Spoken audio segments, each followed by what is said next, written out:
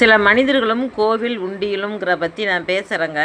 என்ன காரணமோ தெரியல, இப்போ கோவில் உண்டியல்லாம் பணம் நிறைய போடுறாங்க. முன்பெல்லாம் ஏதாவது தப்பு செஞ்சா, ஒருத்தரை ஏமாத்தினா, ஒருத்தர் சொத்தை வாங்கினா, இப்படி பல்வேறு காரணங்கள் எது இருந்தாலும் அவங்களுக்குள்ள ஒரு பயம் இருக்கும். ஐயோ, நம்ம எதிர்காலம், நம்ம பிள்ளைங்க பாதிக்கப்படுமோ அப்படின்னு இருந்தாங்க.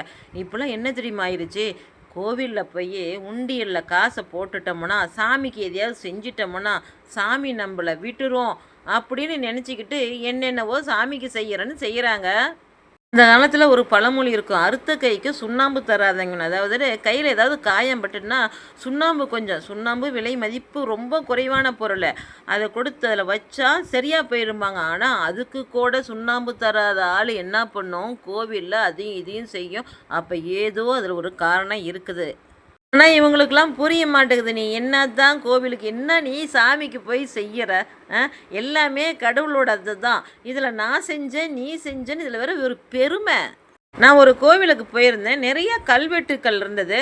இது என்ன கோயில் ஃபுல்லும் நிறைய கல்வெட்டுகளாக இருக்குது. கல்வெட்டுன்னா அந்த பேர்லாம் எழுதி வச்சுருப்பாங்களான்னு அதுக்கு ஒரு ரொம்ப அகங்காரமாக சொல்கிறத பார்க்கணும். காசை கொடுத்தா பேரை எழுதுறாங்க. அவ்வளோ உனக்கு திமிரா? காசை நீயா உற்பத்தி பண்ணனா இல்லை நீ சம்பாரிச்சதா? யாரோ சம்பாரிச்சதில் கொட்டடிச்சிக்கிட்டு இருக்குது பாருங்க, அதுங்க சொல்லத்தாங்க தாங்கலை.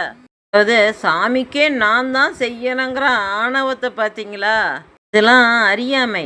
அவங்களுக்கெல்லாம் கடவுள்னா என்ன, கடவுள் சக்தினா என்ன, கடவுளை நம்ம எப்போ நெருங்குவோம், கடவுள் யாருங்கிறது தெரியல. பெருமைக்கு பேசிக்கிட்டு இருக்கிறாங்க. அவங்கள பற்றி பேசி நம்ம நேரத்தை வீணடிக்க வேணாம்.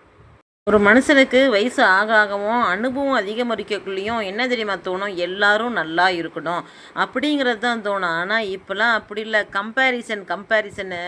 ஐயோ பாரு, நான் நல்லா இருக்கிறேன், என்கிட்ட 4 குதிரை இருக்குது, 5 கழுதை இருக்குது, நான் தான் பெரிய ஆளுன்னு பக்கத்தில் இருக்கிற 4 பேரோட கம்பேர் பண்ணிக்கிட்டு அவங்க பண்ணுற டார்ச்சர் இருக்குதே, ஒரு சிலர்லாம் உயிரை எடுக்கிறாங்கங்க.